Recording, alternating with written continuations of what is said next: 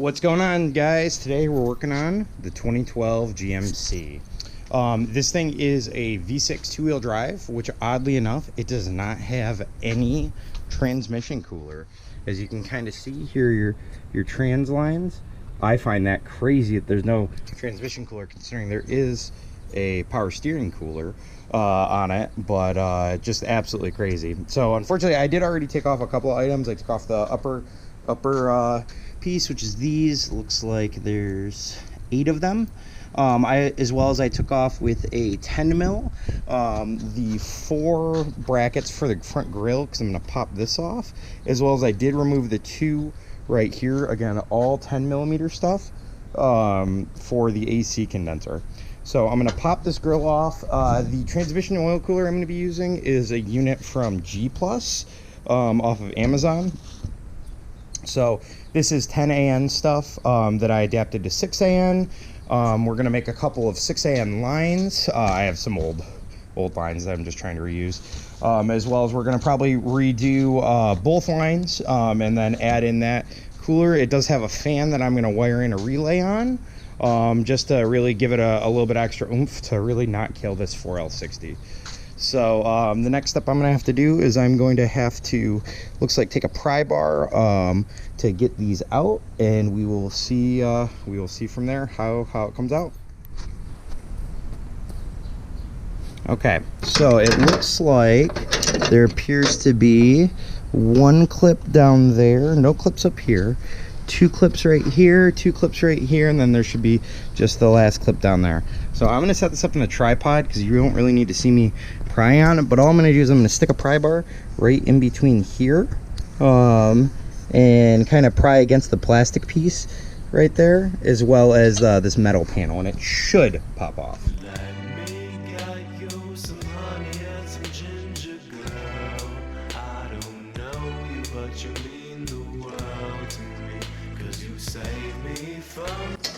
Okay, so it looks like, actually, if you can look in here, if you push down on this center pin right here, it seems to want to release much easier.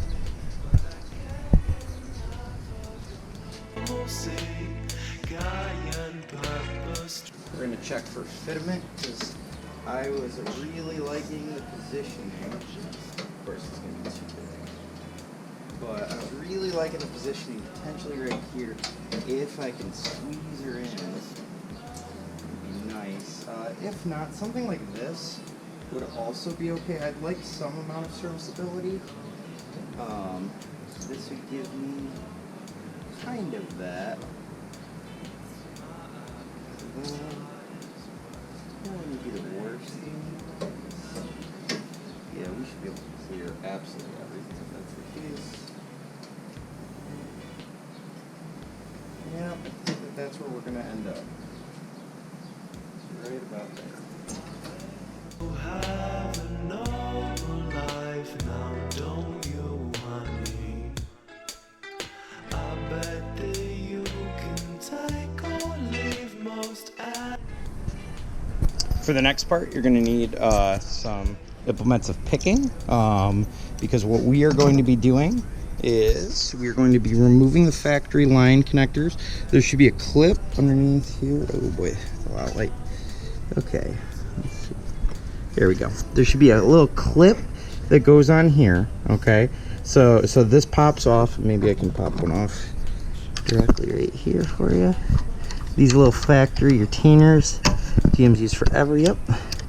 There you go, it just pops off just like that with a pick. And as you can see, there's a little wire line, okay? So this will come off with a pick as well, and then the line will slide out. So we're gonna do that on the top and then down here at the bottom as well, okay? Make sure you have a drain pan because these are going to leak. Likely what I am going to do is my return line to the transmission is going to be this hose. That way I can route it through here along the bottom side of the radiator and then make a 90-degree turn. So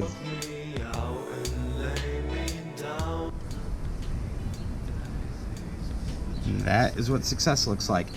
Don't worry if you lose these. If for whatever reason you do need to, you can actually go, Dorman makes a bunch of connectors that you can utilize in these applications that have these clips too. So from there, it should just pop off. I do see a little connector right here that we'll probably need to unbolt first. Yep, for sure. And then it should just come out. I can do whatever you want. Say that I'm delicious and I'll do your dishes daily. Okay, so now this should just pop out. Yep, just like that. And like I said, it's gonna leak, so make sure you got a line. The next step we're gonna do, and this is gonna be kind of scary for some of you guys, we are going to try to remove the fittings from the radiator. Okay, so it appears to be about 19. So you want to be kind of careful with this because you can junk a radiator if the radiator doesn't want to cooperate. And we will be seeing if I will be doing a radiator replacement on this today or not.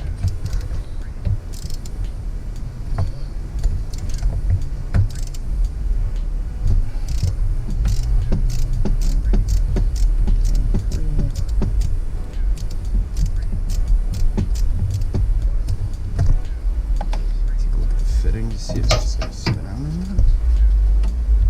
Of course not. Why would it?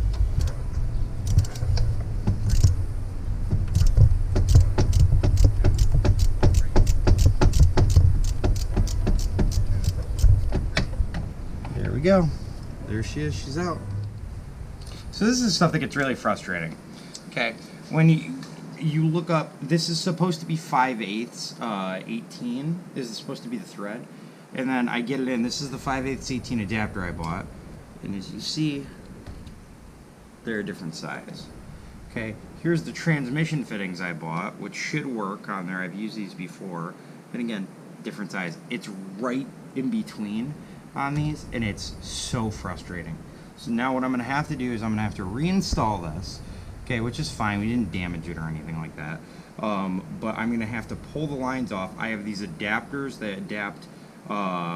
they adapt dash 6AN to just a barb, but it's just so frustrating that like I go to order the right stuff and it's just never the right stuff. So frustrating. So this is what we're gonna end up doing. Okay, these are 6AN to 6AN male-to-male adapter. This is 6AN to barb adapter. Okay, this is all a solid piece. You use this to give you an end. You could also cut out the middleman and just get this with male threads. It's just not what I had. So I'm going to go put this in the soft jaws, use the AN wrench, and get this all tightened up, and you should be okay. If you're doing AN stuff and you don't have a pair of soft jaws, you absolutely should get them. These were like $30 on Amazon. They've got a magnetic piece, if you can see it cracked there a little bit. They have a magnetic base, so it'll fit into pretty much any vise. All it does is it's non-marring, and it's aluminum, so it'll keep your fittings looking super nice.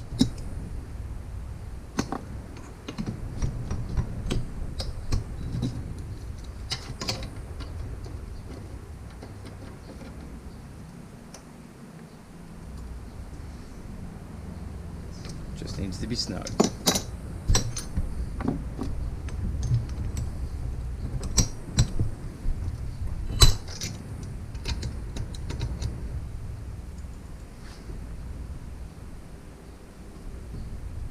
You can always go back to tighten them up later on if they aren't tight enough, but you can't untighten them if they strip. So, if you can see where those two lines are, it's kind of hard to film. These two lines right up here that you see, okay, it's going to be difficult for me to film this, but essentially it's the exact same thing as the radiator side, where you just you pop the little hat off, you pop the clip. These ones tend to leak a little bit more than the front ones, but then the lines will be totally free. And on my truck there, it looks like there's actually a decent amount of room, even if it doesn't seem like it, to be able to get in there. But the most important thing is when you're pulling these fittings off of the transmission, that you are making sure to install the top one first. It's going to be much harder to install the top one if you install the bottom one first, when you are installing the fittings. The fittings that I'm talking about, so I am installing these transmission to AN line fittings so that I can simply put just a full AN line on there and just not even have to worry about it at all going forward.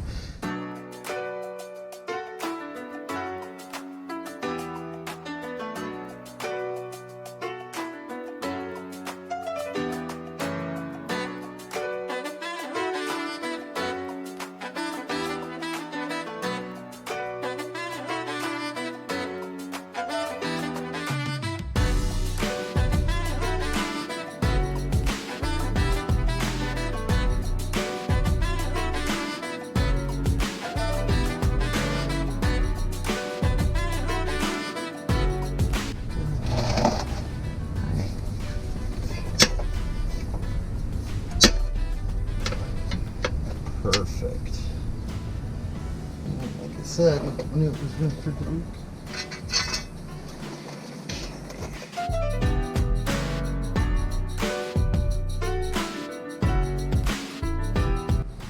Okay, so I'm actually going to take out these fittings real quick on the trans. They should be 3/4. I've got another 4L60 that I just checked to verify on there. So I did also grab a wobble to see, but I think actually it's probably just going to be easier with just the wrench to get in there. These should just pop free, and once these pop free, we'll throw the new fittings on, and it should be good to go. Yep.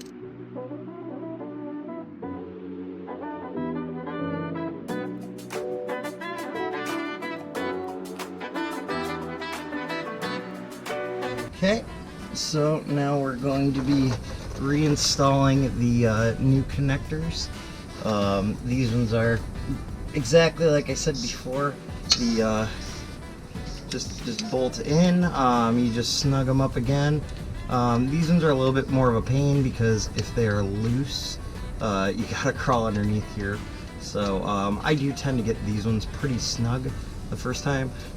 Be careful. I have ordered connectors on even like Amazon that claim to fit.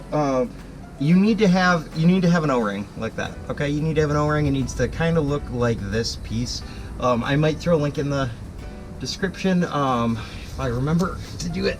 But if not, like 4L60 transmission connectors, just make sure you're checking your AN stuff. If you're using AN,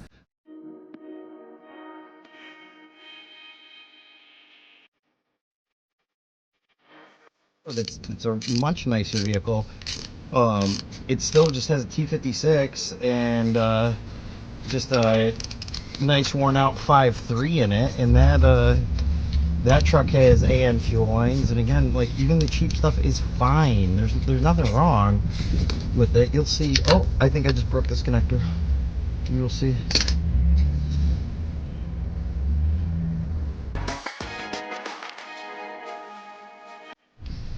Okay, well, we're gonna give one more connector a shot. I believe that this one will work here. I'm gonna double check right now.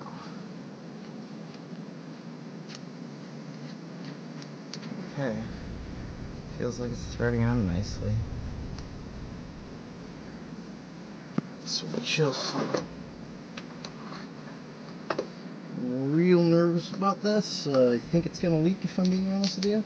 So I'm just gonna snug it up because this is truly the last connector I have before I have to try to put stock stuff back together, which I really don't want to do.